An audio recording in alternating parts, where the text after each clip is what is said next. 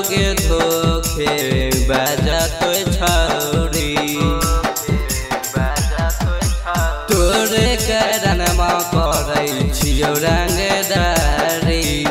जो जोगे धोखे बाजा तो छौरी रंगदारी से बनलो मोर पहचान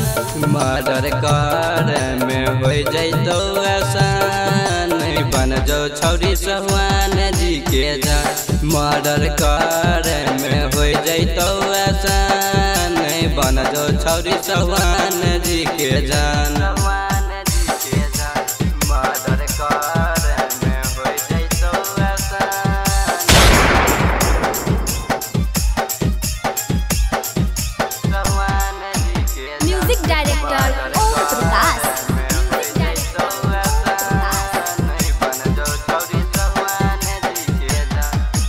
थाना में कोर्ट मैरिज करबो लेंगे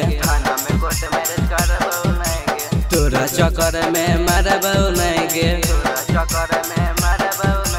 थाना में कोर्ट मैरिज करबो लेंगे तोरा चक्कर में मारबो लेंगे रंगदारी के अनुमान मर्डर करे में हो जैतो आसान बन जो छौरी सहुआन जी के जान मर्डर करे में हो जैतो आसान बन जो छौरी सहुआन जी के जान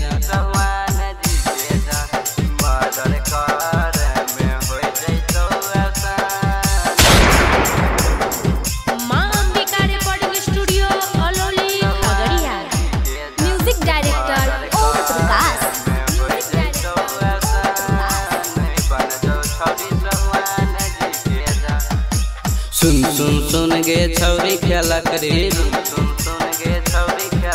भोलू दिलवर के दिल तोए तोड़ली सुन सुन सुन गे छौरी खेला करी भोलू दिलवर के दिल तोए तोड़ली बाकी गोली हमें मारबो तोरा दिल पर